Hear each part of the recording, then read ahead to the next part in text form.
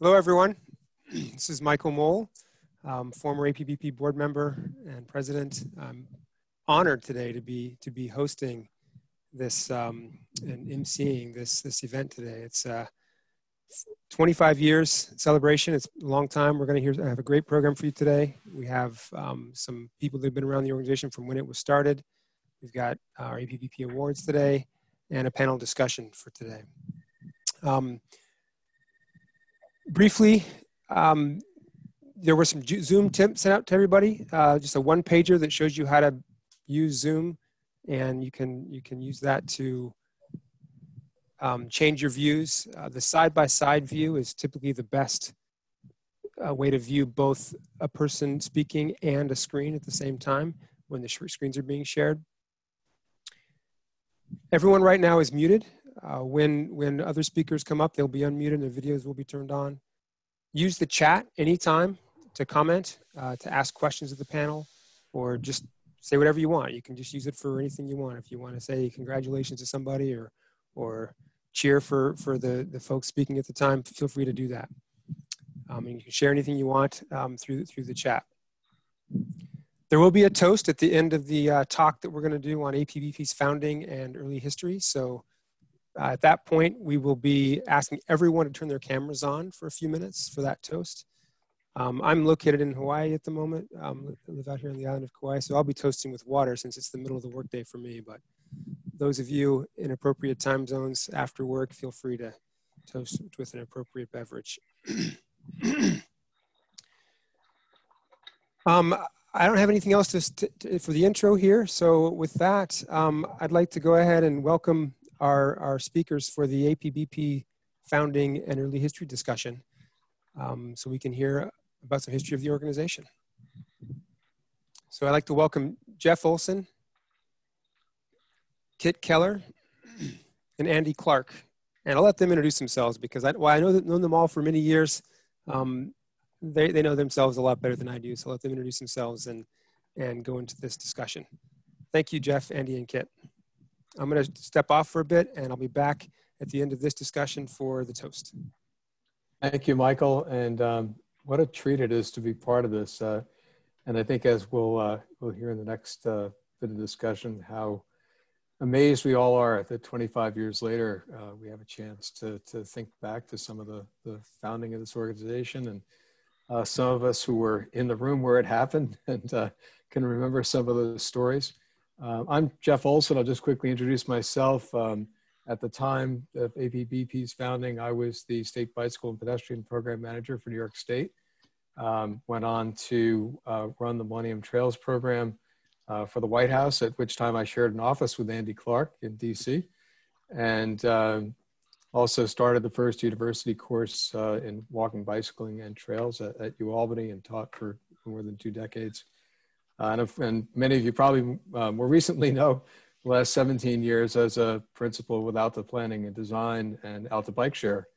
And many of the people that are involved on this call come from different parts of my career. So it's great to be here. Why don't I just start off, I guess in sequence, 2 former executive directors. Andy, just introduce yourself. And if you can just describe that beginning, those first couple meetings where the idea of APBP came together. Yeah, sure. Thanks, Jeff, and it's a pleasure to be with you all. I'm Andy Clarke. I'm currently the Director of Strategy for Tool Design, and over the last 25, 30 years, have had the pleasure of working for the Bicycle Federation of America, for APBP. While I was at APBP, I was on assignment at the Federal Highway Administration, which is where Jeff and I sat next to each other.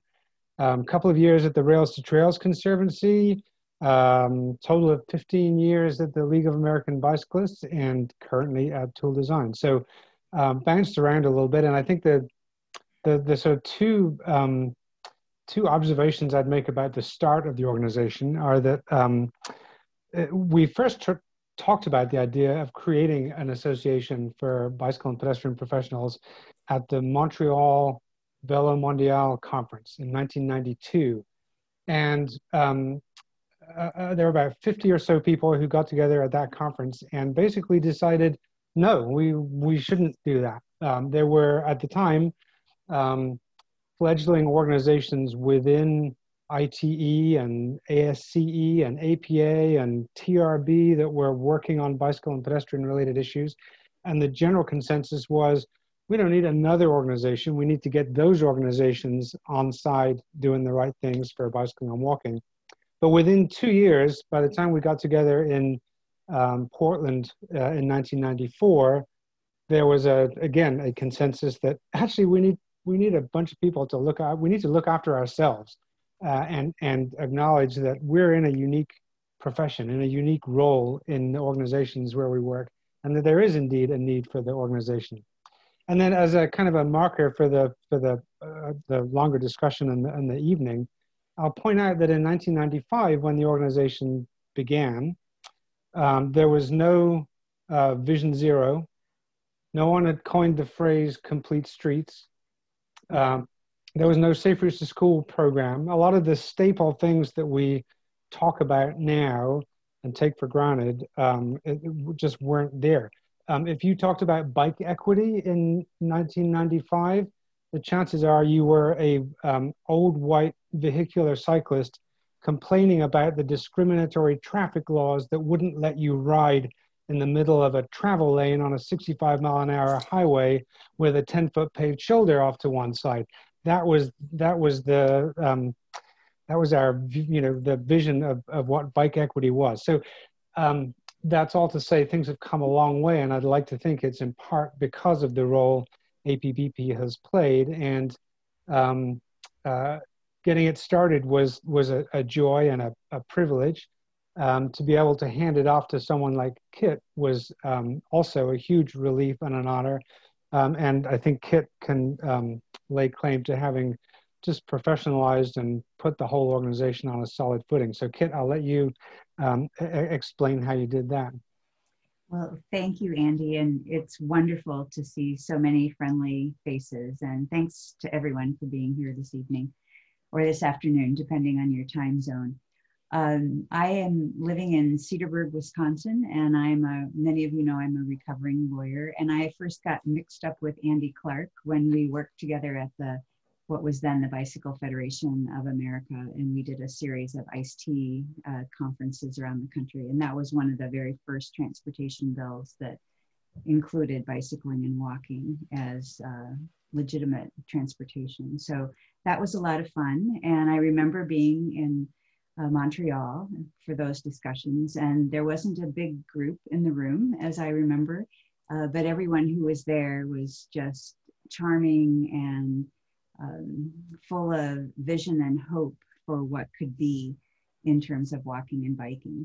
So in 1994, I was also at the meeting there, and then I took a little hiatus to do some other things working in the transit realm, and came back, was hired by Michael Moule, actually, who was then the board president, and a number of other people I see on the meeting today were also on the board at that time. So in 2006, I was hired to essentially take forward the vision of a remarkable group of professionals that had a dream of what communities could look like so that people could walk and bike as a way of life.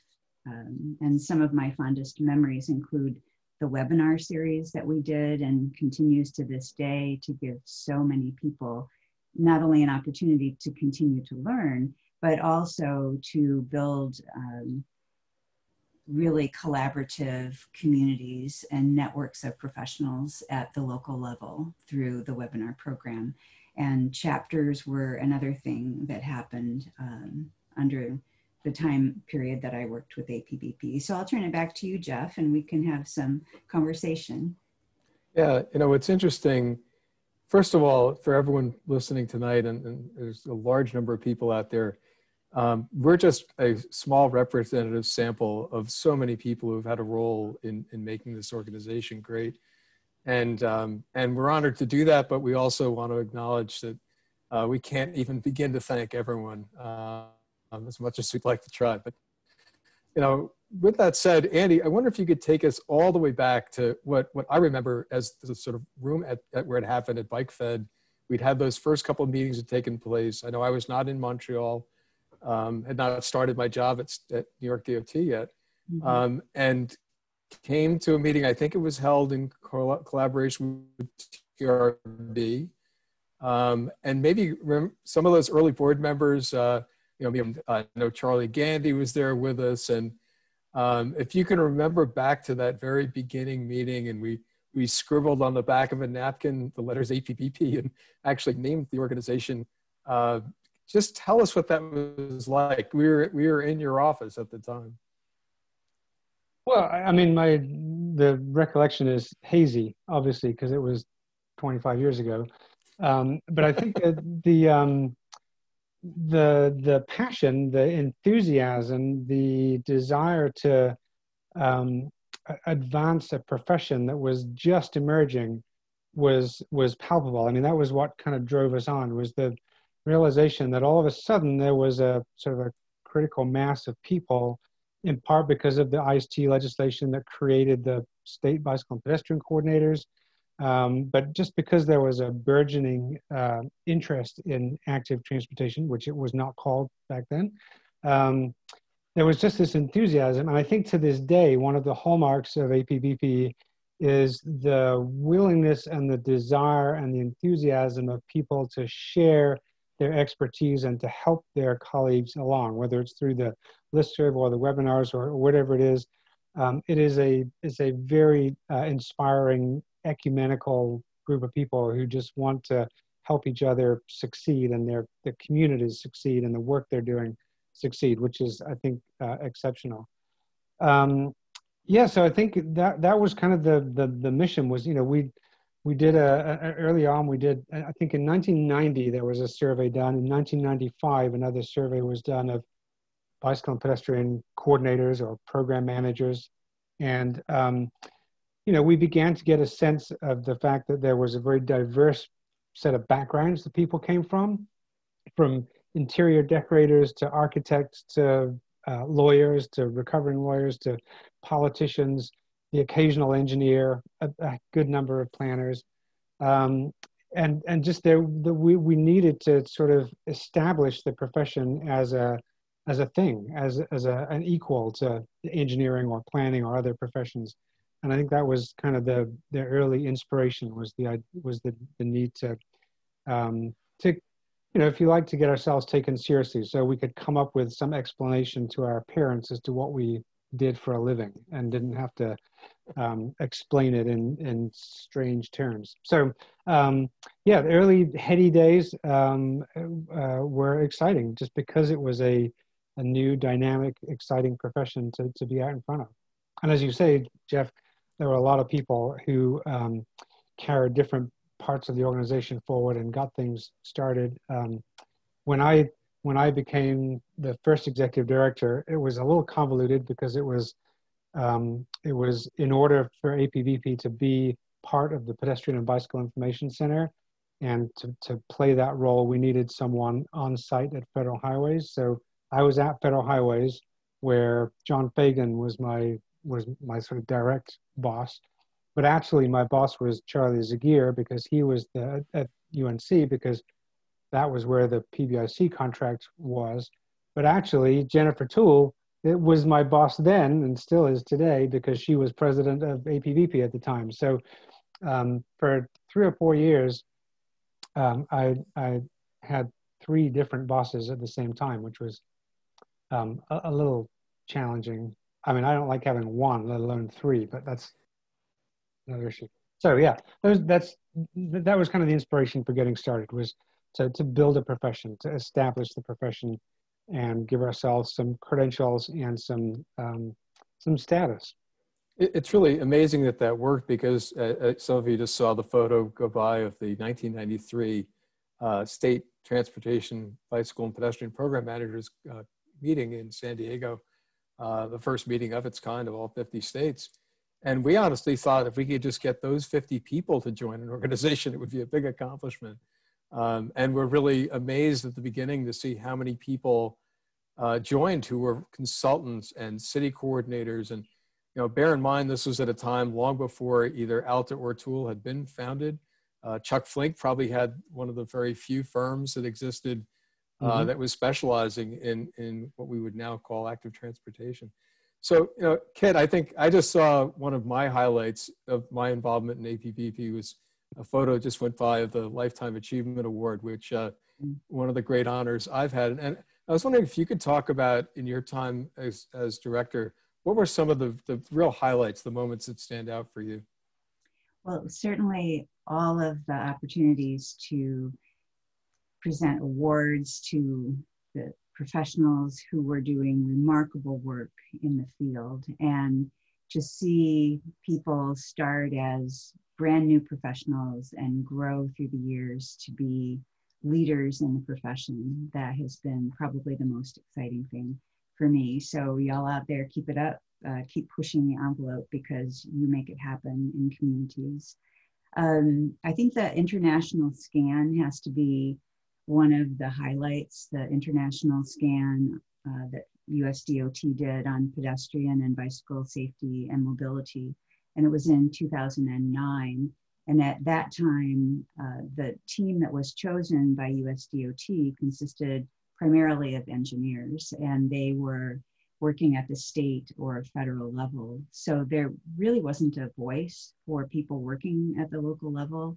And APBP was able to secure private funding in order to appoint a local bike ped coordinator to participate. And that the results of the international scan, I think, really opened the door in a lot of ways to some of what we're seeing on the streets now in terms of bicycle and pedestrian facilities. So I think that level of innovation is really exciting to me.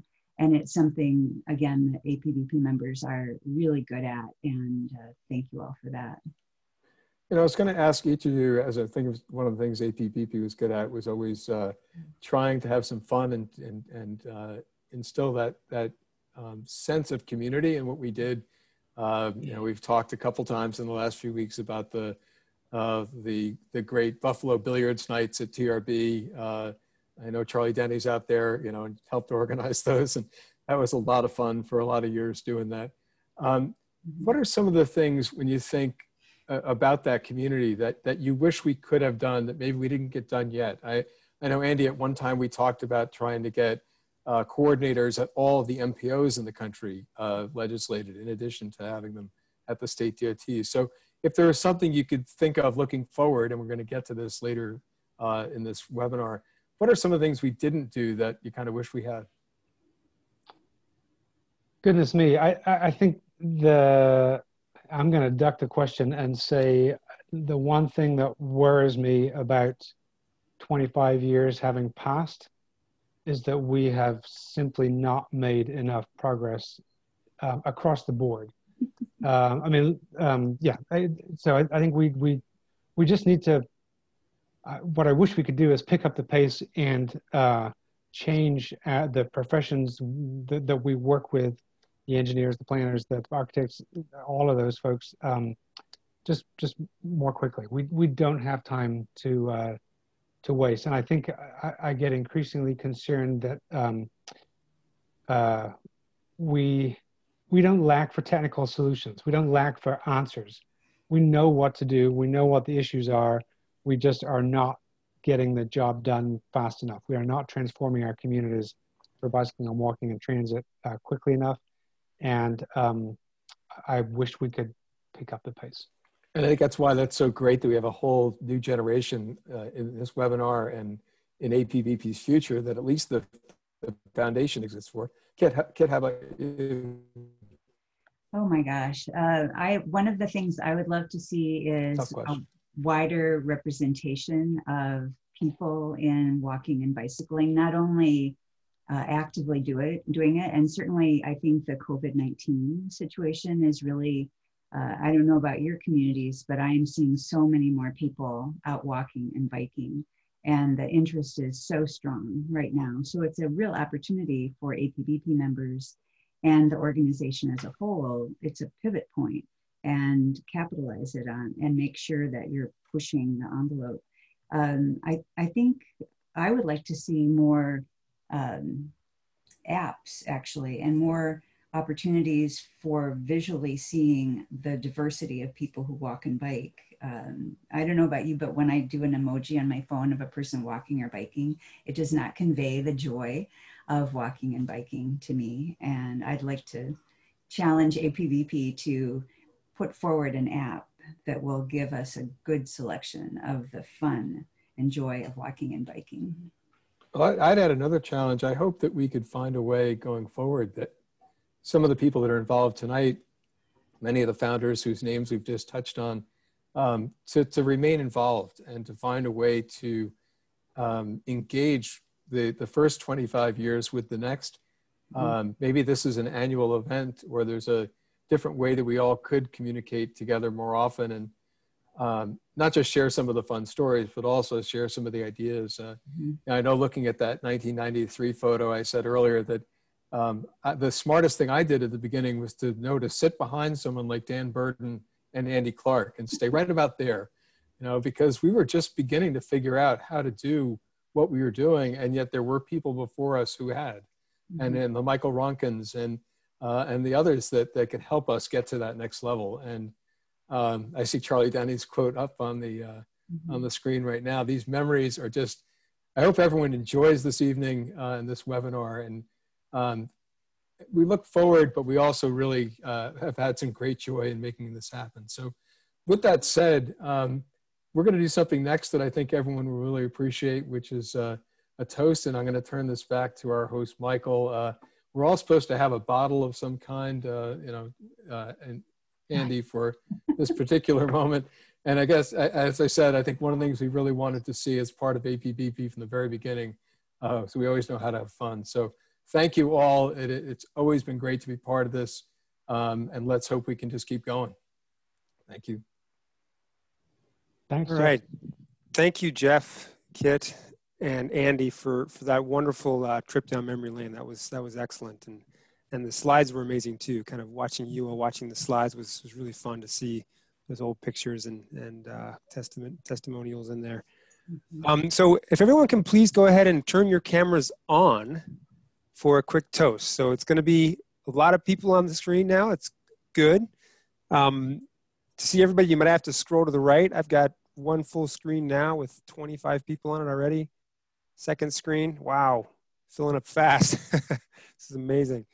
I'm just going to chat a little more for everyone to get their videos on, and then we'll do a toast. This is really incredible. Just seeing at least 100 people here. Well, not 100, probably 50 people. I can count. All on the screen at once. It's really amazing. Okay, well, give a few more seconds here. Someone says their video is disabled. Lauren, if you can make sure that everybody has the chance to get their videos on. I got a few folks messaging me saying they can't get their videos on. Hold on another couple moments so we can get everybody on that wants to get on here. Wow, it's great to see some faces I haven't seen in a long time. Some I have seen. This is really, really fun.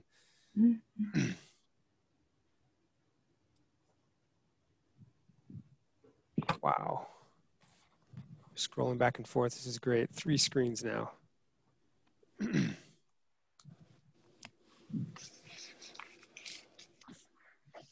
All right, let me just check the chat. All right, a few folks are having trouble, but I think we may have to just go pretty quick here into the toast. Well, I'm going to raise my glass of water and say that, this is wonderful to have everybody here and to be able to celebrate 25 years of pursuit of trying to make the world, not just the United States, but the world a better place for people to walk and bike. And I've been very honored to be a part of that myself. And thank you all for being here. Thank you all for everything that you do. And congratulations to APBP, and here's to another 25 and a lot more years. Cheers.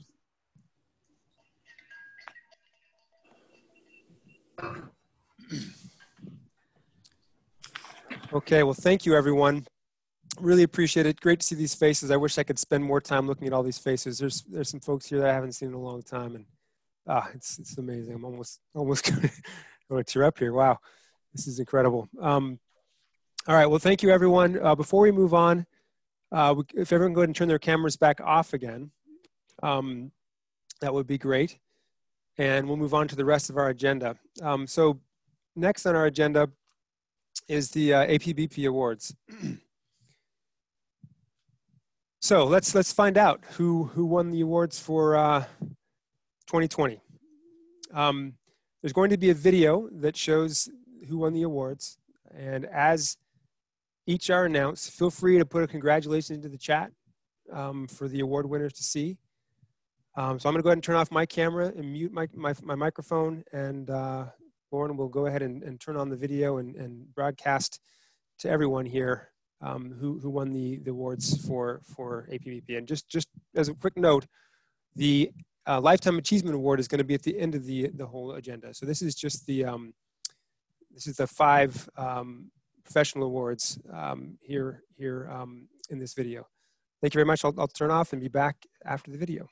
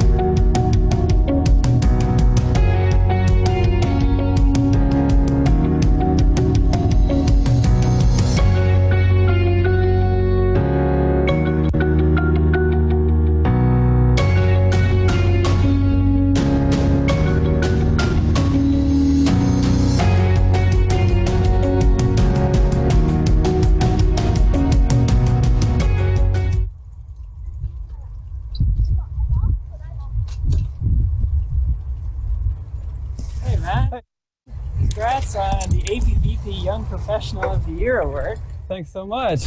What an honor, and I can think of none other than you as the most fitting person.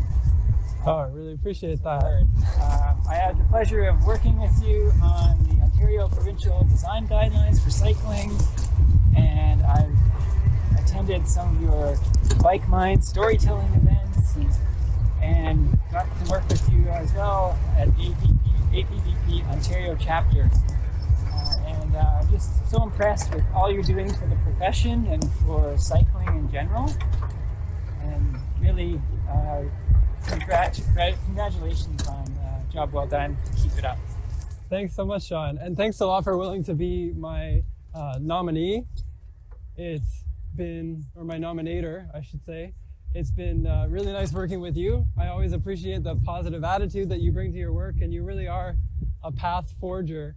And I learned that from your Bike Mind story and all the hard work that you did at the province of Ontario government to implement their bikeway program. So I look forward to continuing to work together.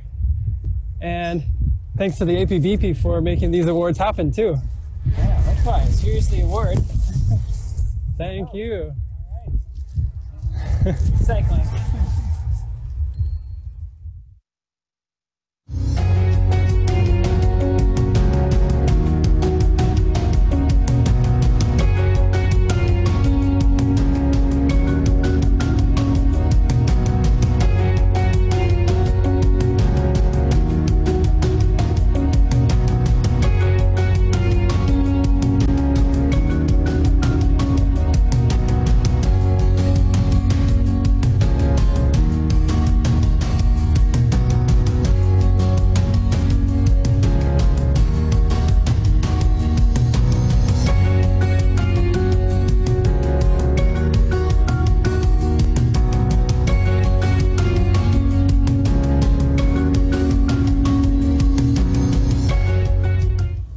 Thank you to everyone who nominated me for this award and to the awards jury for selecting me. It's a really great honor to be chosen as the Nonprofit Professional of the Year, especially when there's so many nonprofit leaders doing great things in this area. Thanks again.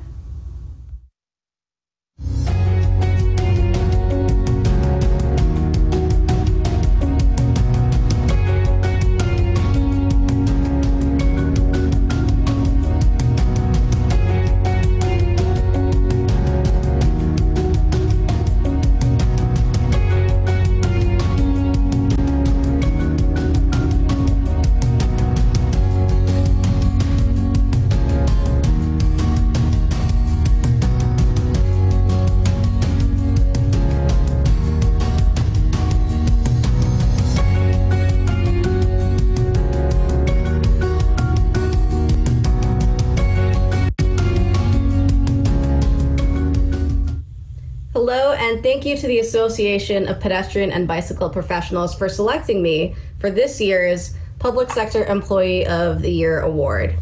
It's truly an honor to be one of the few Canadians to win this award. Today, I'm speaking to you on the traditional territory of the Anishinaabe Mississauga, adjacent to the Mississaugas of Scugog Island First Nation, and on the territory covered by the Williams Treaty. So I got into transportation because I grew up in neighborhoods that had decent walking facilities, but that had poor access to transit, that didn't have bike facilities, and that didn't have bike programs. And I also went to a school, but that didn't have bike racks. So I knew what it was like growing up in neighborhoods where I had very few options for getting around that were affordable or that didn't rely on someone to drive me. I felt trapped at the time, and I noticed how it really affected my access to opportunities for leadership, for jobs, for networking. As I studied urban planning more, I started noticing that access to facilities for sustainable transportation were more common in the wider downtown core of Toronto compared to the more racialized suburbs in the Greater Toronto Hamilton area. So when I saw more conversations about equity taking place in the US, I started feeling validated, but wondering why we weren't having similar conversations in the Canadian context. So I started networking and getting to know other city builders and collaborating with others to create spaces to have these conversations on transportation equity through a more intersectional lens. And it's been quite the journey. I've met such amazing city builders along the way, such amazing people doing work on the ground. And I'd really like to acknowledge that there's community organizers, residents, every day working towards making it more, creating more options for sustainable transportation and helping more voices to be heard.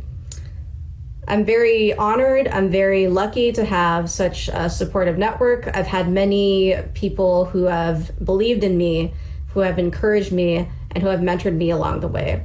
So I would like to give a special thank you to people such as Jay Pitter, Erica Duque, Alicia Young, Sabat Ismail, Husna Rage, Darnell Harris, Katie Whitman, Laura Seglin, Jackie Kennedy, Kate Berry, Marjorie Brands, Vince Schutt, and John Grieve for believing in me, for teaching me so much, and for helping me build my leadership. And today, as I accept this award, I'd really just like to use this as an opportunity to celebrate the people who helped me get here, as well as the people who are doing the work on the ground to this day. So let's celebrate together and let's thrive together. Thank you.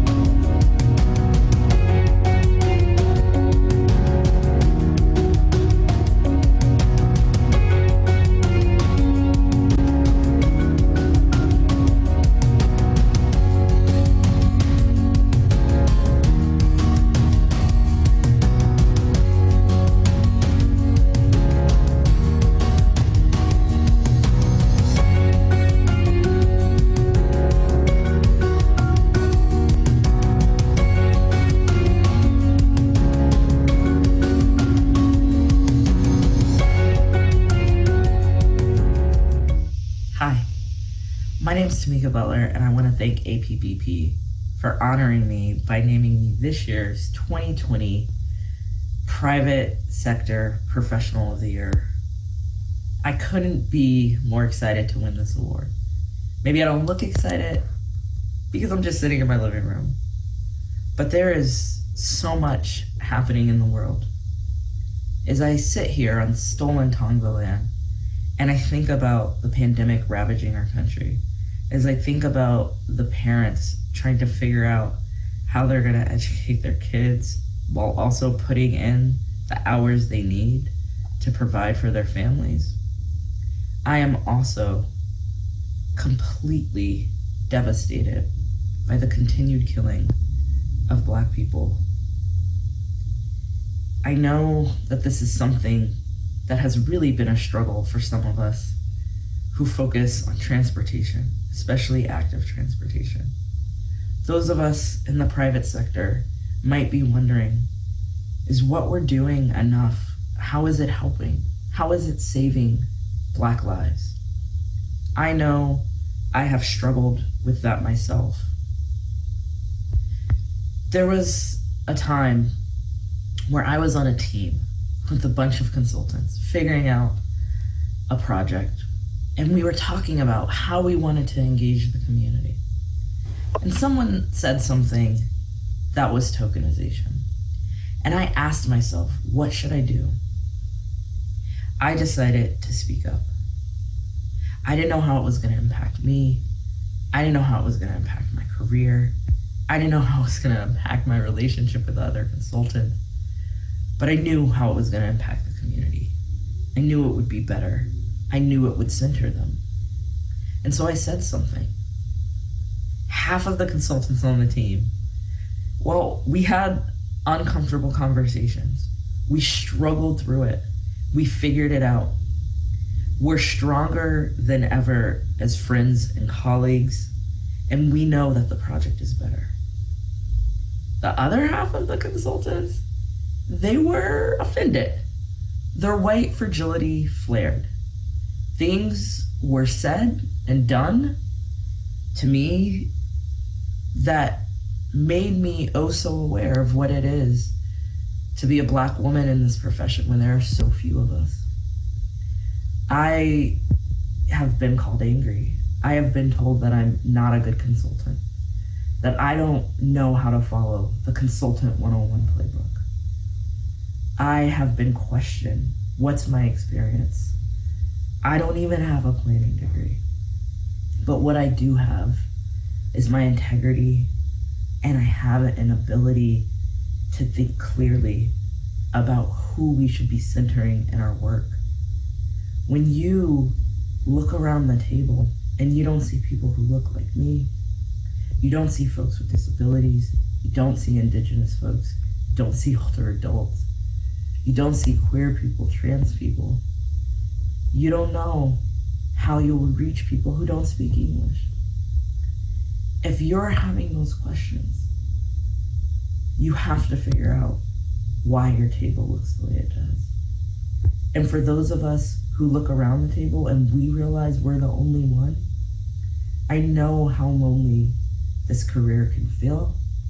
I know that there are times where it seems like you just aren't doing enough, and that whatever you say could be your last day on the job, the last day on the project, and the last time someone respects you. But know that you are important. Know that this profession needs you. It is hard to find moments of joy these last few months, but I have found them. Part of that has been knowing that we have to move forward with dignity. We have to move forward with atonement. And we have to move forward knowing that this is just not a moment in history. This is a movement. And you're either part of it or you are not, but our work is important. Whether you are planning a project, engineering a bike lane, you have to know that built environment, how people move, how people get around, how they get to where they want to go, is another form of policing bodies. And we have to figure out how we can be part of the problem, part of the solution, not a part of the problem. Too often part of the problem. What I hope we all take away is when I'm being recognized by my peers in an organization with so many people I respect and admire, is that doing the right thing is right. It's not always easy, but it is right. I want to thank everyone who has supported me when some people told me I couldn't make it. You know who you are, you believed in me. I want to especially thank Naomi Iwasaki, who nominated me for this award and has always held me up. I want to thank my colleagues in the Tool Design Los Angeles office who have always had my back and always supported me.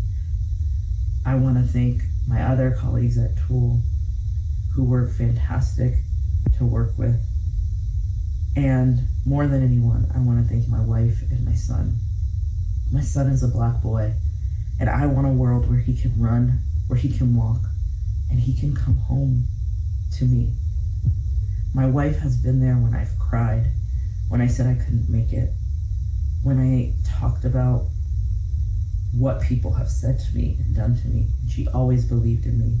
She always told me I was important for this work and that this work was important. She always believed in my ability to make a difference. And so to you, planners of color, who feel like you don't belong, you do. We need you. Your work is important.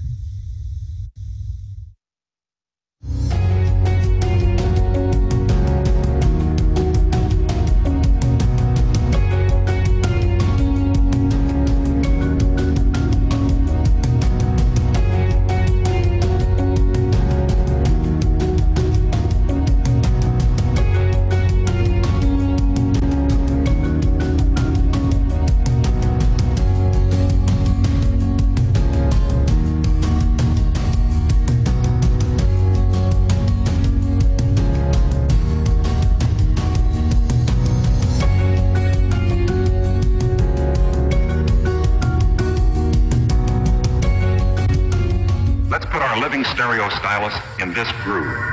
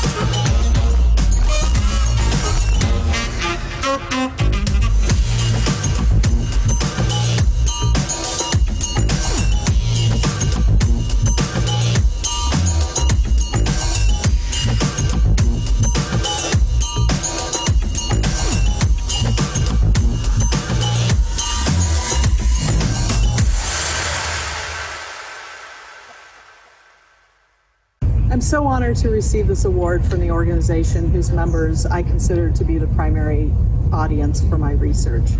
When I made the decision many years ago to go back to school and get a PhD and become a professor, I did it for two main reasons. First, I wanted to teach people who were going to become planners, a profession that I love. And second, I wanted to do the research that would provide evidence for practitioners like myself at the time and policymakers to reduce auto dependence. This award just exemplifies that I made the right decision. I want to thank some of the wonderful people who collaborated with me on that research over the years, including Chris Monsieur, Nathan McNeil, and Joe Broach, in addition to my current and former students who have challenged and inspired me along the way. I also want to thank Hal Hagedorn, who's been by my side helping to direct and lead TREC and IBPI for the past decade, in addition to the entire TREC team. A big shout out to the institutions and organizations that have funded the research, without which it would not be possible to do. Being at an institution like Portland State University, whose motto is "Let knowledge serve the city," and being in a city like Portland, Oregon, with so many innovative features that I can do research on has been key to my work. And I hope you've enjoyed seeing a little bit of that in this video. One of the greatest joys I get is when I'm at a conference and I meet a professional, perhaps one of you, or I get an email and that person says to me, I used your research in my work. That's why I do what I do and why this award is so meaningful. I'm looking forward to continuing to work to make cities more equitable and sustainable. And I'm looking forward to you coming along on the ride. Thanks.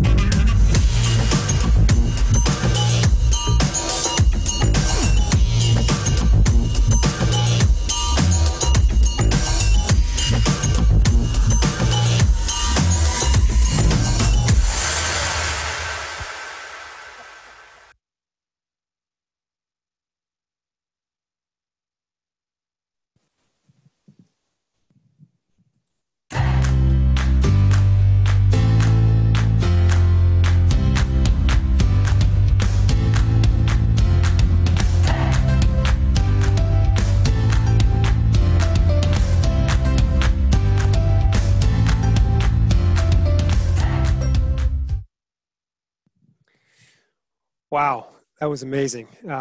Such inspiring and fun videos from all of you. Thank you, Matt, Michelle, Army, Tamika, and Jennifer for those amazing videos and for all that you do for the profession. If we can briefly have any of the award winners who are on the call right now, if you can go ahead and turn your cameras on for a moment so we can do a live congratulations to you, that would be great.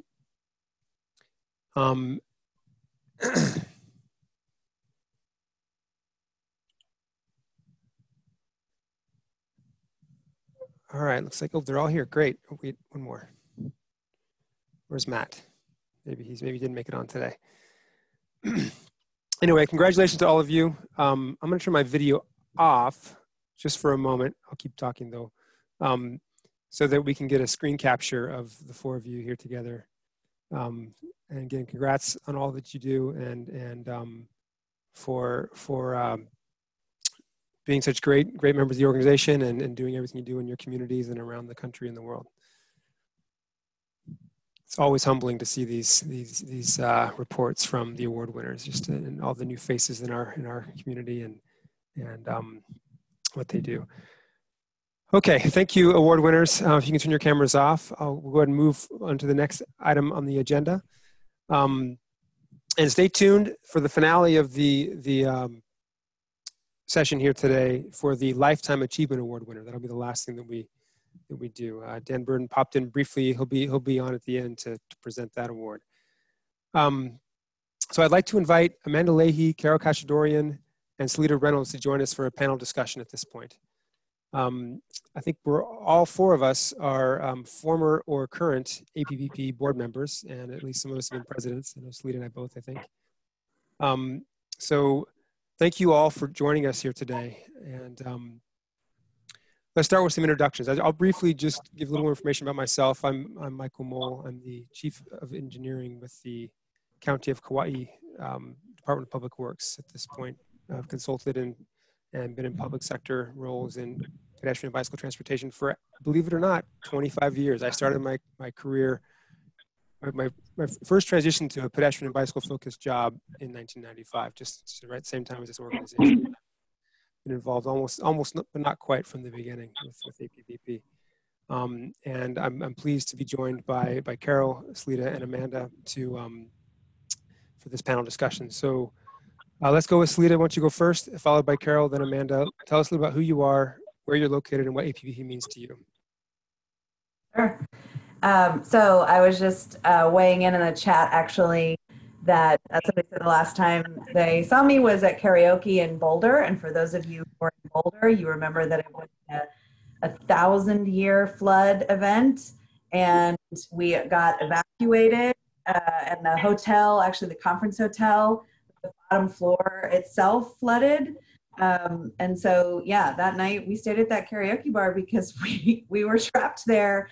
And then we walked home in a flash flood, which being from Mississippi, I definitely know better than to do that. But we made it home safe and sound. So that's the beauty and the magic of APBP. So my name is Seleta Reynolds. I'm the General Manager of Los Angeles Department of Transportation. I've worked in the public and private sector for a little over 10 years in the public sector and 10 years in the private sector with a consulting firm called Fair & Peers, and then the cities of San Francisco, Oakland, and Los Angeles. And I want to congratulate all the amazing award winners. Your work is incredible and inspiring. And I also just want to take a beat and because I'm looking out my window at the air here in Los Angeles and know that a lot of us and our colleagues in the Western United States are being evacuated, are struggling, are dealing with incredibly challenging conditions.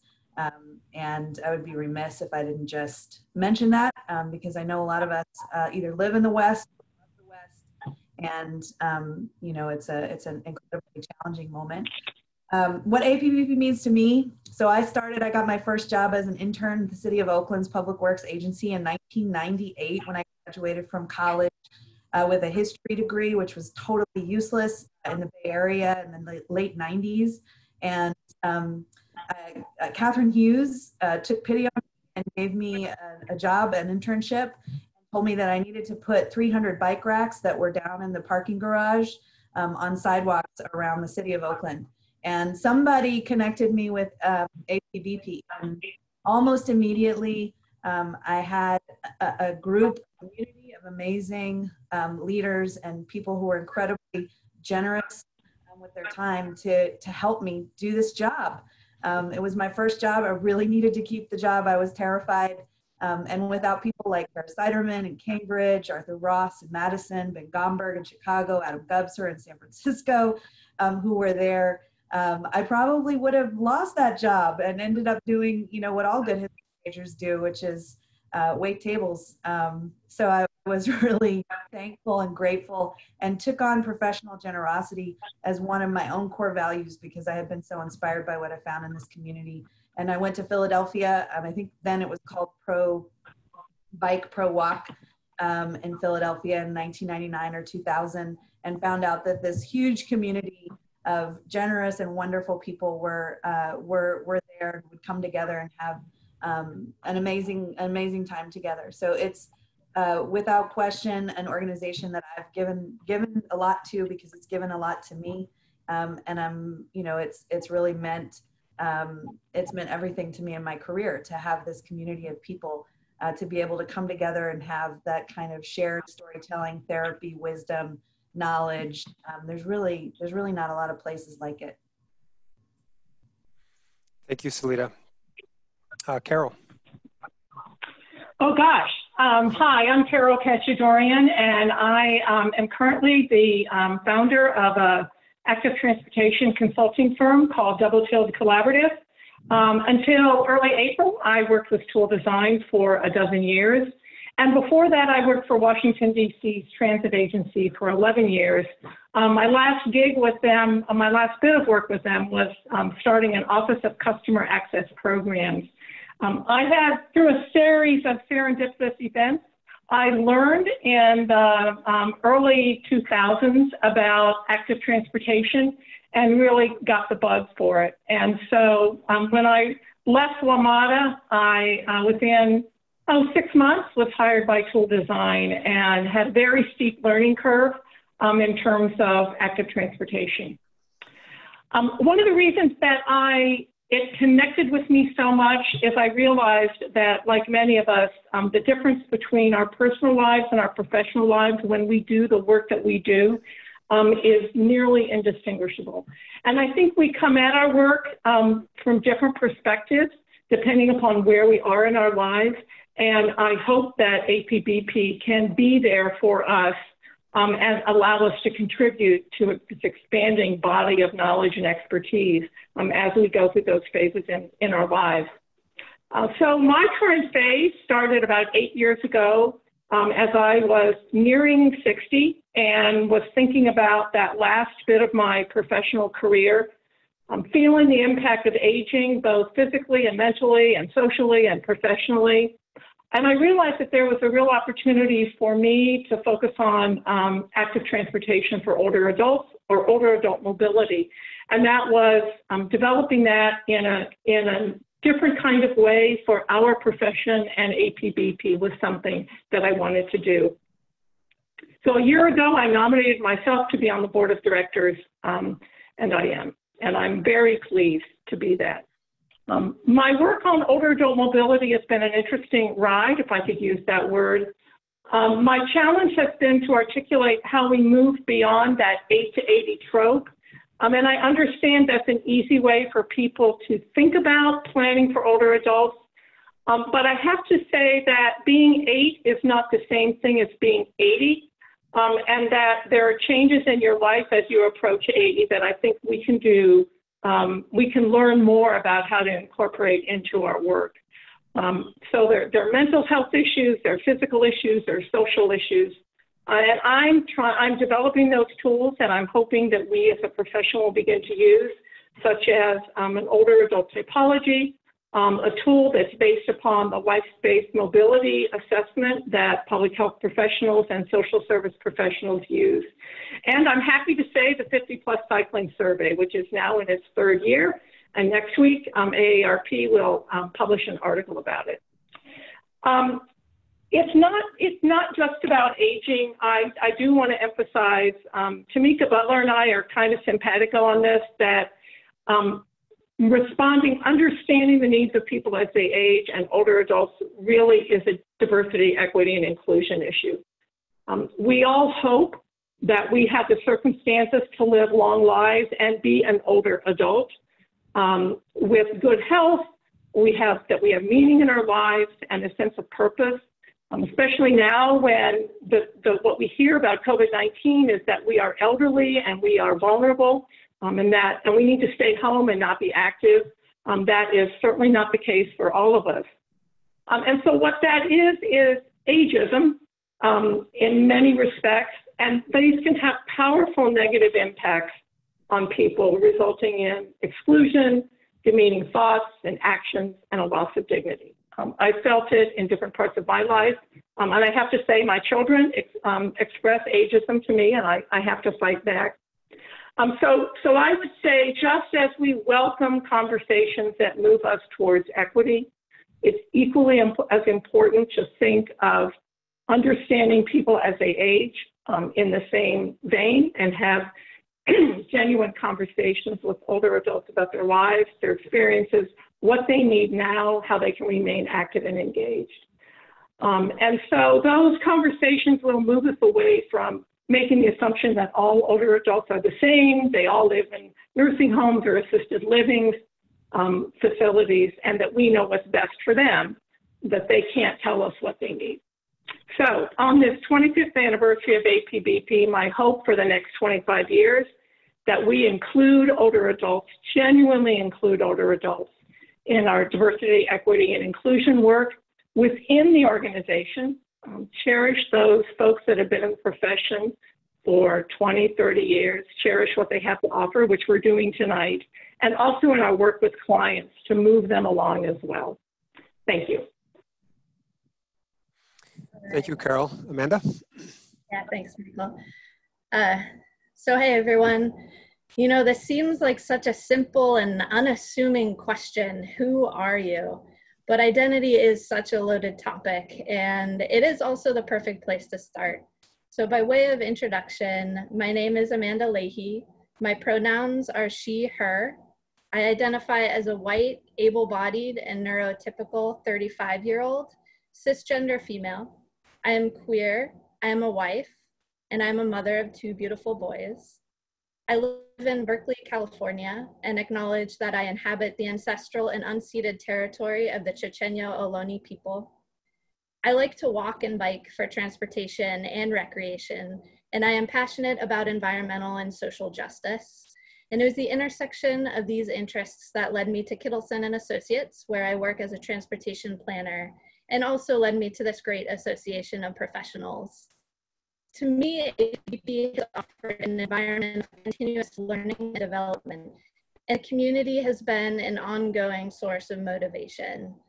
As current vice president of the board, I've had the honor of serving on the awards committee for several years running, and the opportunity to review firsthand the amazing accomplishments of so many of our members.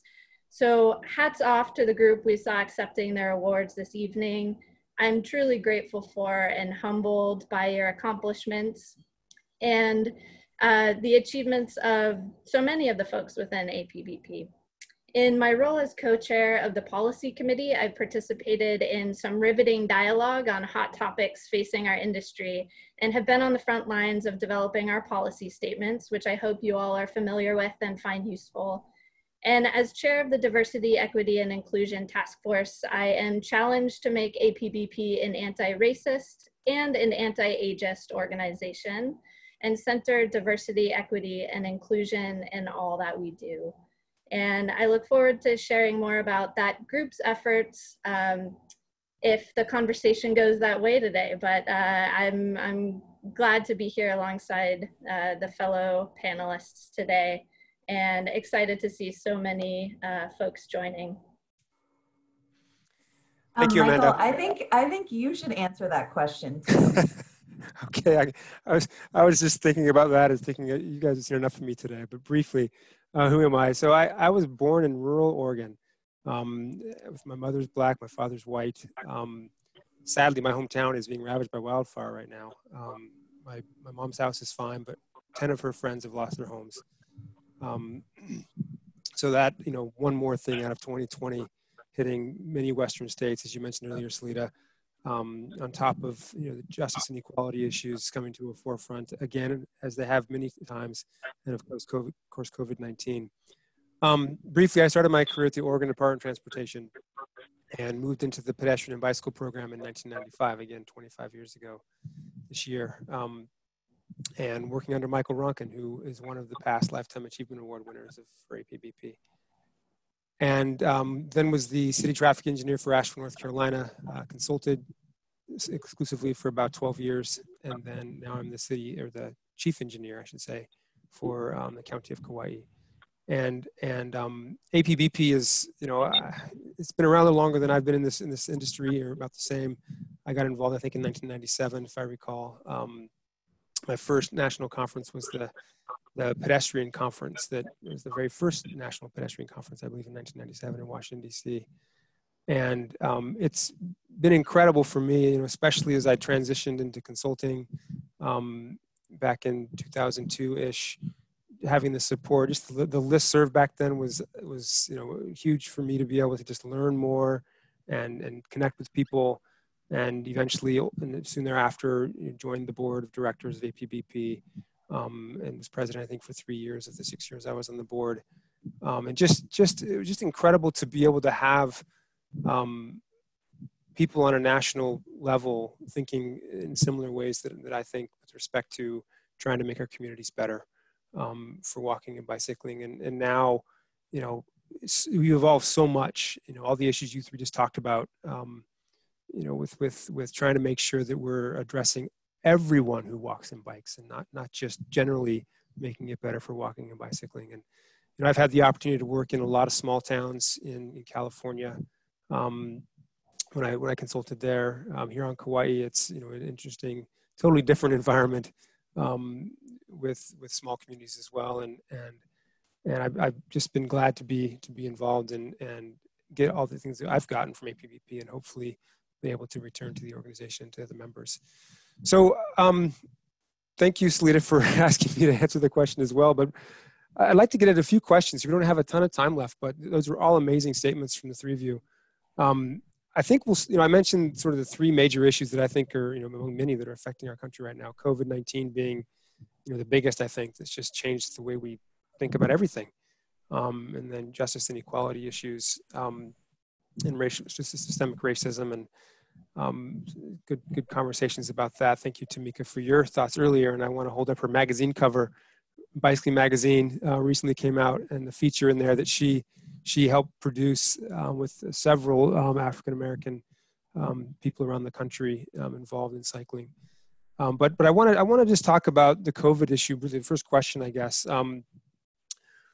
What do you think are the implications and opportunities in this time of COVID for our profession and for our cities and communities? Well, I can go ahead, Amanda.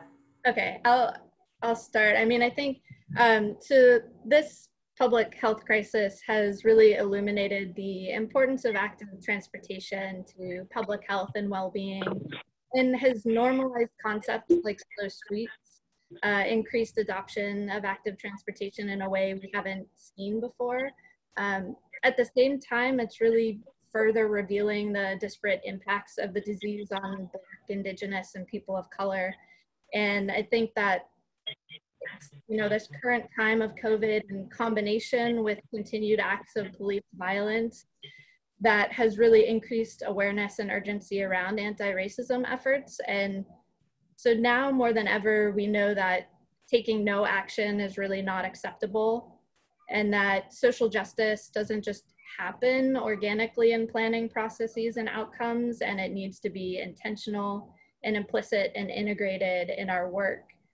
And again, to go back to the DEI task force, as one of the first steps to really increasing our cultural competency and working to intentionally center this in our organization, we have developed this task force and are recognizing that this is a long-term commitment, and working to articulate that group's scope of work and mission, and really embed it in this organization as part of our values.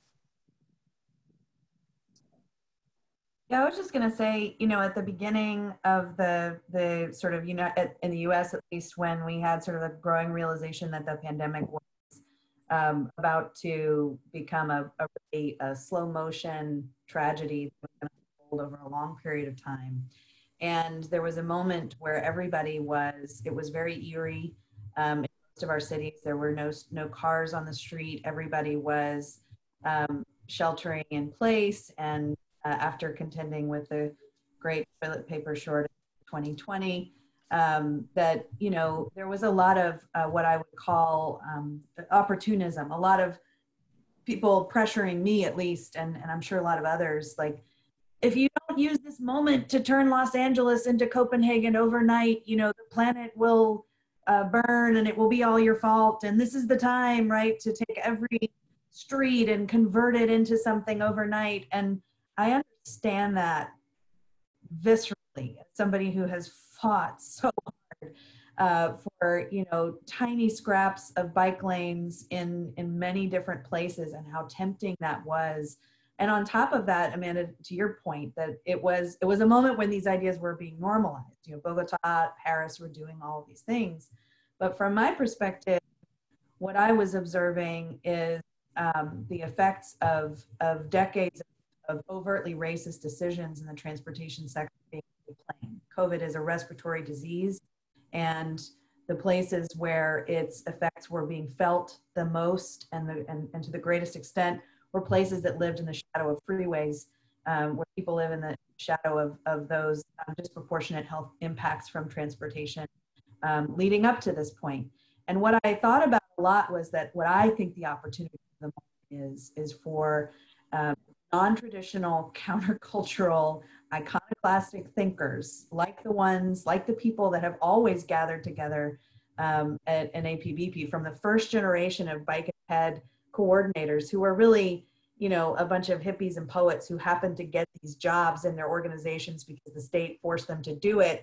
You know, this is the community that can fearlessly attack how we would go about doing our work, but doing it with a much more intentionally anti-racist focus, and in a way that puts our arms around all of the reasons why people feel unsafe being outside, walking around in their neighborhoods, which have to do with food insecurity, gang violence, state-sponsored violence. You know, we talk all the time about the violence that occurs in our streets by design, because of the way they were designed. And that is an invisible form of state violence. And the visible forms of state violence that we've observed over the last many years, but is certainly coming to a head with George Floyd's lynching, those are just as egregious, and they're all of a piece. And so I'm hoping that the opportunity for us is to come together, and I think APBP is the right group of folks to do that, to really take a step back, because we are fighting the good fight, and we have been fighting the good fight, and so let's keep doing that and make sure that we're trained on the right villain because we're in the right fight.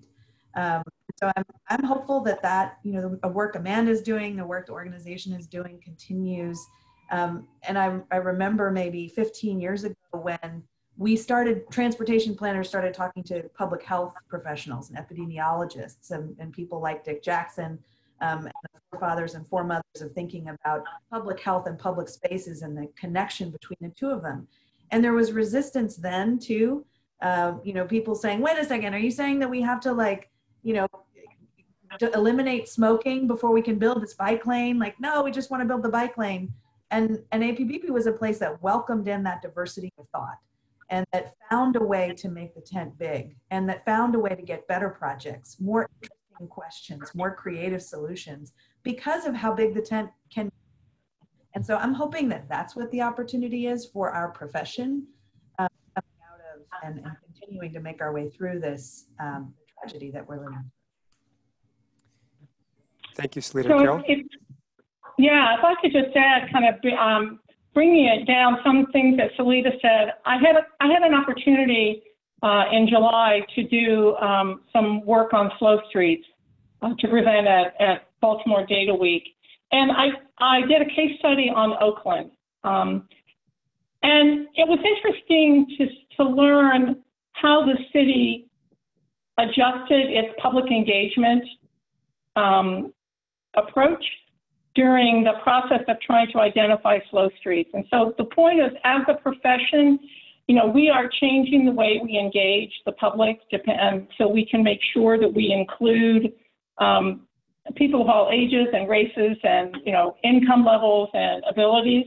And what Oakland discovered was they had been using, and I don't know if anybody from Oakland is on the call, but I applaud you because they started out with a very, what they thought was the right process to identify slow streets and did an evaluation and discovered that they didn't have a broad representation of people that live in the city that responded to the slow streets. And the people of color and in lower income communities that did respond said, you're putting slow streets in where it's not helpful to us. We need to have access to food. We need to cross really busy streets. We need to get to health centers for COVID testing and COVID treatment and to get to jobs. And the city said, we thought we were doing this the right way, but we weren't. So let's change the way we do it. Let's add a program that it's not just about blocks of streets, but is about crossing streets. And let's also add another program. That was the last program they added, was to support local businesses so that they could more easily engage in commerce on the street where there was good social distancing. All that to say, we're still learning. We think we know the right ways to engage with COVID and with what we're learning about structural racism and traffic violence, but we're still learning, and I really would applaud the folks in Oakland for kind of learning on the fly and adjusting as needed. So hopefully that'll be something that we'll continue to do. Okay, thank you, all three of you. Actually, we're running almost out of time here. You guys have had some amazing statements. I was going to add something, but it was almost the exact same thing Carol said, very similar. But I think that, whether it's with respect to COVID and how we change our streets with COVID, or just with respect to how we change our streets in general, I think that the one thing that I was going to bring up was changing how we approach public involvement, and really understanding that the squeaky wheel isn't what we need to focus on, because the ones that need help aren't making the squeaks, and we need to be really thinking about how do we actively go out and make sure that we are identifying the needs and desires of the people that need whatever we're trying to provide, whether it's access to COVID treatment and tests, or whether it's just access to everyday things they use in their lives. And so, you know, I worked in many places, and to me, one of the best ones where we were located, you know, within a local neighborhood bike shop to do our work, to figure out how to improve the community so that we could really access, and people could access us in a place where they normally come. You know, this is, you know, inner city bike shops and places like that are the examples I'm thinking of. So anyway, thank you all for being on the panel today. It's been an amazing conversation, and I'm always inspired to hear from many APBP members, and the three of you have been super inspiring today, and giving us lots of thoughts about where APBP should go in the next 5, 10, 15, 25 years. So with that, if you can, we're going to sign off on this panel and introduce Jessica Roberts, current APBP president. Thank you all. And I'll turn off my camera. Jessica's going to come on and give us an update on APBP, and then we'll go into our Lifetime Achievement Award. Thank you. Jessica? Thanks, Michael. You can hear me okay? Well, I'll assume yes. It's so nice to see everybody. I normally look forward to Walk Bike Places or the APBP conference, formerly Professional Development Seminar, every year to see all of you. And I missed you all, but at least we can come together in this virtual way. I'm really happy we can connect as best we can. So this is my final term as your APBP president. Thank you all for your involvement over the last few years and giving me the opportunity to serve. And so the first thing I want to do, of course, is thank my other fantastic, dedicated, very smart board members. So that's, you already met our excellent Vice President, Amanda Leahy, Treasurer Byron Rushing, who's also our former president. Our secretary right now is Jeremy Charzan. And members at large are Kate Whitfield, Connor Semler, Kendra Ramsey, Marianne Coos, Carol Kachadorrian, whom you saw today, and Jesse Holzer. I've loved working with all of you. Thanks for your hard work. We also, I want to call out, we have 5 open board seats, and we would love for any of you to nominate yourself, or if there's someone you think would be a fantastic nominee, please encourage them to consider it as well. You can find all that information on our website, apbp.org. Also, we do have paid staff, but so much of what APBP does is thanks to our amazing volunteers. So I want to thank everyone on this call and beyond who is currently serving on an APBP committee or task force or has done that in the past. And special thanks, of course, to our webinarios, our tireless webinarios committee who put together this webinar today. It made a big difference to be able to get together. It's tough times for everyone in every way. And of course, professional associations like ours are looking really carefully at what our finances are going to be and what the impact of COVID might be. But we are very fortunate to currently be on solid financial ground, thanks to our record-breaking conference in Portland last year. So if you attended, thank you. If you supported it in other ways, like if you were one of our sponsors or exhibitors or one of our excellent local volunteers, thank you so much. And I hope if you came, you enjoyed that. Another thing I want to draw your attention to is something that I'm really proud of during my tenure on the board is that we've, as an organization, we've really ramped up our policy work. And I think that's an important way to acknowledge the expertise that we have in our membership and also make change upstream. So I want to make sure you know our recent policy accomplishments. So we have a statement on shared micromobility that was put out at the end of last year, and a statement on performance measures that we put out earlier this year. We intend for all of those to be useful to you in whatever your role is. So please use the material that's in there, take the language, change it as fits your needs. It is your policy statement. And you can find all of that under apbp.org if you go to resources, policy statements, or drop any of us a line, we can point you to it. And our hardworking policy committee is currently working on statements about automated driving systems, complete streets, and e-bikes. So look for those in the coming months. And one of the things that you probably noticed in our awards today is that We have, I think, had a tremendous growth in our Canadian presence over the last few years.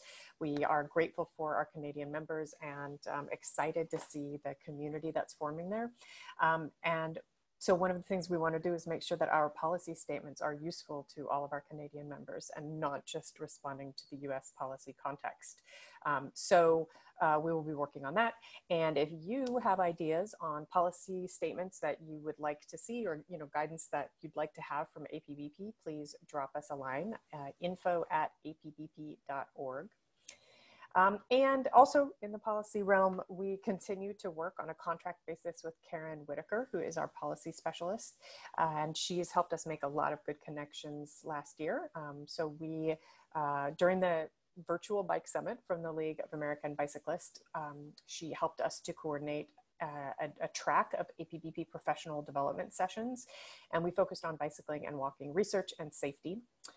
We also, with Karen's help, responded, let's say emphatically to the National Transportation Safety Board's recommendation for mandatory helmet laws. I hope some of you attended the lively yet respectful webinar with them. We appreciate them participating in that, and I think that work made a difference. We also supported the Transportation Alternatives Enhancement Act, the Safe Routes to School Expansion Act, and also changes in how safety funding is spent. And those were all rolled up into the Invest in America Act, which is the transportation reauthorization bill that happens every so often. And that did pass the House of Representatives this summer. And we're supporting additional new bills in the Senate to improve vehicle design testing for crash avoidance with pedestrians and bicyclists. That was something I was really excited to see come across our desk. If you're interested in that, I'd love to share that language with you. So thank you, Karen, for all your work, also with the US federal policy webinars that are free on a quarterly basis to APBP members. The next one is coming up on November 11th, and you can find that on the website under webinars, policy webinars. And finally, just thank you to all of you for being part of the APBP community. This is where I came up in my own career, and I think a lot of us have a similar story. And I think a lot of us are committed to being that same, what Andy said, being generous in our knowledge, yet humble in what we still have to learn. So thank you for continuing to be members. Please continue and bring in new members so we can build an even stronger association. And now we get to introduce the Lifetime Achievement Award.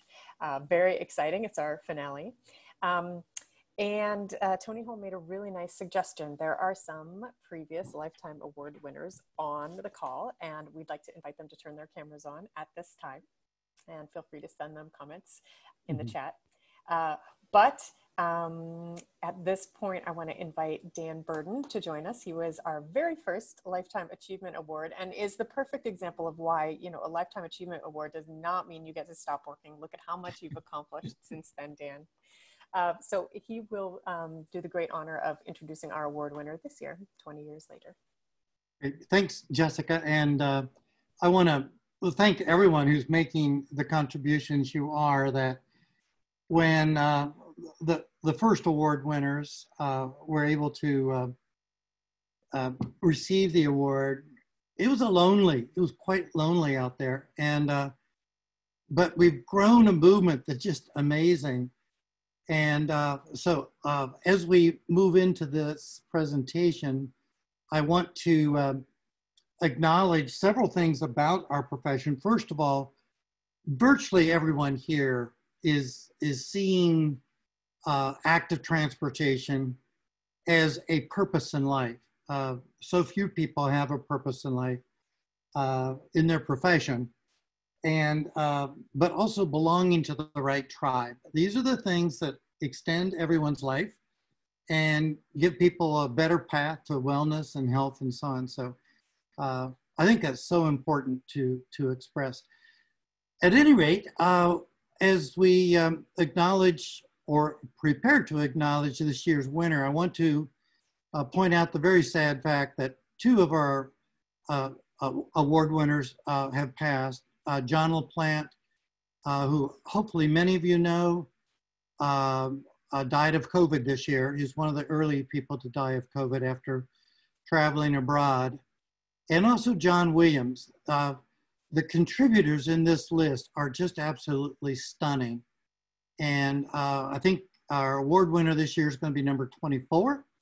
And but let's keep in mind all the amazing contributions that were made by those who came so much earlier. John was a personal friend. He actually lived with us as we developed our careers together. John LaPlante was the first not only director of transportation, but commissioner of transportation. It's impossible to ride anywhere in the city without wanting to thank John for his contributions. And with that, I think we can now prep up the drum roll. Is that right? Am I correct? So, here's award winner.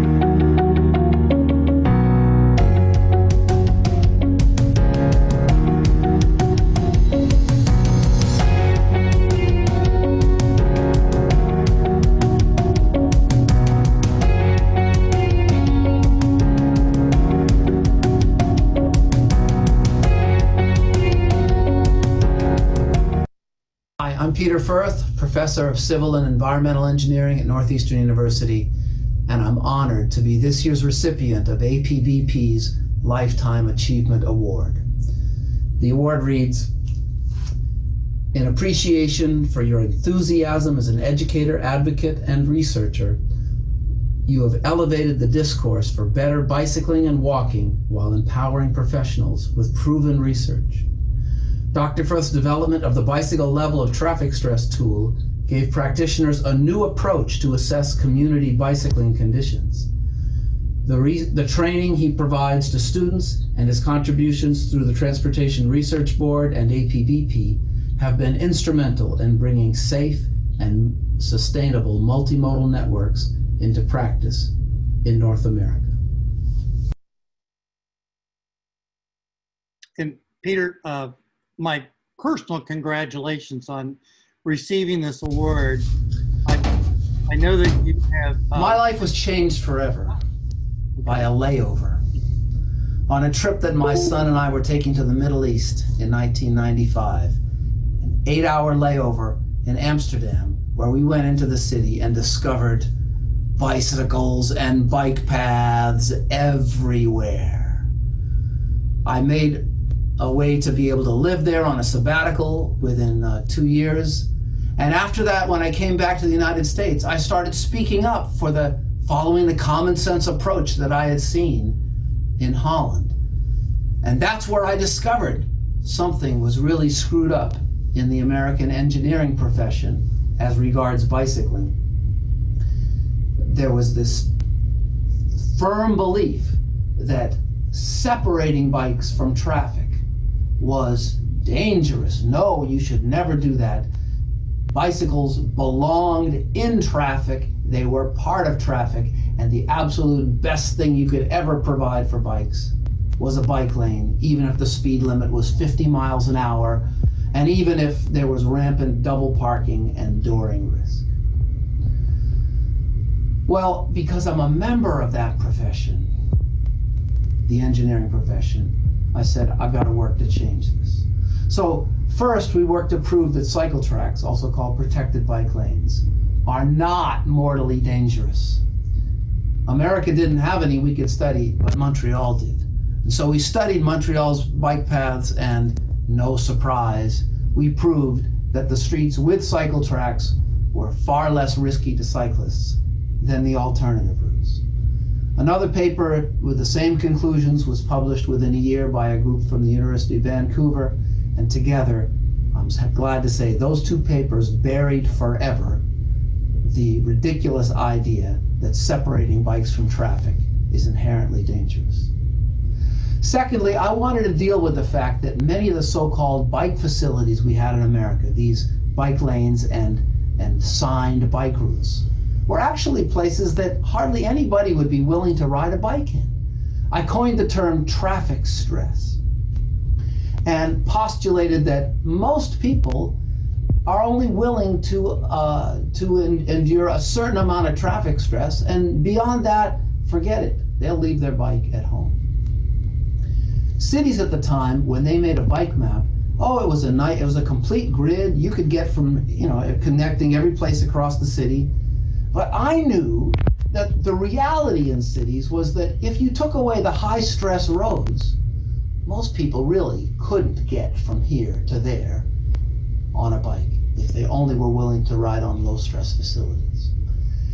And so I developed criteria for low stress, and I developed a method for evaluating bike networks, and that's the level of traffic stress method that many of you know of. And this resonated with people, and within a few years, all the consultants were using this to do their work with cities. All the cities that were now planning for low-stress bike networks.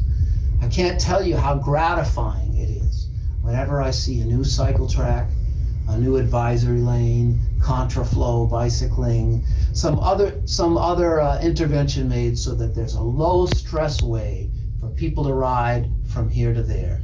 I think of all the pollution that's being avoided, the healthier lifestyle that we are enabling thousands of people to enjoy, and the fun that children and adults are having riding their bikes, not just for recreation, but also when they're going to get places.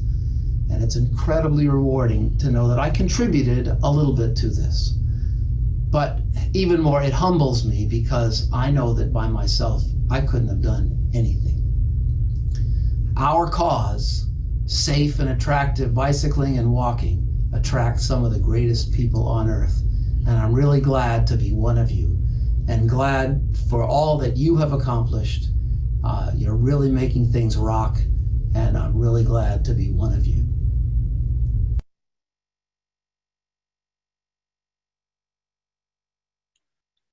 Thank you, Peter. And again, congratulations. I want to pick up and reflect on one of my favorite people I've followed in his career, Tom Bertulis. Very carefully picked the college he wanted to get his master's training. And it was your school, your inspiration that brought him. I hope you continue to mentor and set many people on a course of meaning and purpose and fulfillment. Michael, do we still have a moment or two that Peter and I can chat, or have we run out of time? Yeah, if Peter can get on with his video. I can't, my video, I keep, can you hear me? Yeah, we can hear you. Go ahead. You guys chat for a couple minutes. Okay, all right, now I can start my video. Okay. Okay, good. So, and I know we're really short on time, but Peter, truly, you've set a new path or a new course that really helps change the whole meaning of what we're trying to do to help so many people. If someone wanted to up their career, mid-career, or start out fresh, what recommendations do you have? I know you went off to Europe, as you say, with your son. Is that an important part of tutelage, or how important is the university curriculum, and how does a person really amp up their own career? Well, I don't think I can emphasize too much the value of going and learning from Europe. You know, in America, we just take things for granted. It's been around us. We've breathed it in. We've lived it all the time. We just think it's normal to have a crosswalk, to have to go across 6 lanes, and you know, you walk to the middle, you stand on the middle line, you suck in your belly, make yourself as paper thin as you can, and then you hope for a chance to finish crossing the street. That's just the way it is, right? And then you go to Holland, where, well, the standards say it's okay to cross 2 lanes, never more than 2 at a time. But the city of Delft says, no, never more than 1 at a time. And I can't tell you how often I use as a touchstone, well, what do they do in Holland? Because in Holland, people, people do use a lot of excuses why they drive a car. They drive cars a lot. But I'll tell you one excuse they never use. They never say, because it's not safe. They never say because the bike paths aren't maintained well, or because it's dangerous in traffic. So I just, there is an awful lot to learn to just what is the normal way that they do things over there. Getting things done though, you know, it needs a team. So we need engineers. APBP is, more of us are planners than are engineers. And a lot of you know that the nemesis, what stands in your way, is engineer. When I say I'm a transportation engineer, I have to say, I apologize. I know we've been the bad guys, but we also have the capacity to be the good guys. So, all right, that's enough. I want to reflect off of what you just shared. And historically, it's been so true that engineers were being tasked to do a particular thing, move lots of traffic, move regional traffic. And we used to use the term to build transportation through communities, but we turned that around and now we build communities through transportation. So your career is a game changer. I know that's absolutely true of everyone who's become a Lifetime Achievement Award winner. So let's all thank again Peter for his amazing career and the many people he has inspired and is yet to inspire. So with that, Michael, I'm going to turn it over to you. I realize we've gone over time a little bit. So Michael Moule. Okay, thank you, Dan. Congratulations, Peter, for the award. I fondly remember last summer at the conference in APBP, you and others piled into my brother's Sprinter van, and we went down and watched my sister-in-law sing the blues with her band. Yeah, good time, and you got a great career, and we certainly, I think you're a well-deserving winner of the award. If everybody could go ahead and turn their cameras back on, we're just going to do that while I say my closing remarks so you can see each other's faces again. Why not? You've seen too much of me anyway, so let's make me small and make you guys bigger. Anyway, thank you, Dan. Thank you, Peter. I wanted to add, we failed to list Deb Hub-Smith. Unfortunately, has also left us.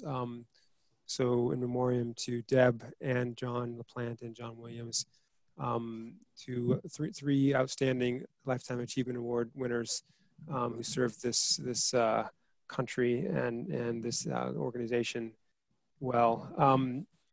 And this has been a great, fun celebration. I'm glad everybody's got their cameras back on, seeing some folks I haven't seen in a long time. You know, it's Jim Ercolano from New York, Tom Dodds from South Carolina, guys I haven't seen in a while. Thank you for being here.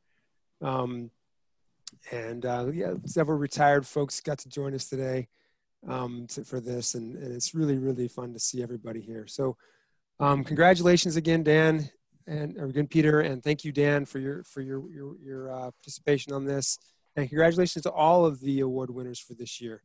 We'll leave this going for a little bit so you guys can look at each other and scroll around, keep chatting in the chat box for a bit. But I'm going to go ahead and formally end the formal portion of this day today. Thank you all, and thanks all for being here, and congrats APBP. Let's look for another 25 plus more amazing years. And I want some of that wine, Jeff. Thanks, everyone.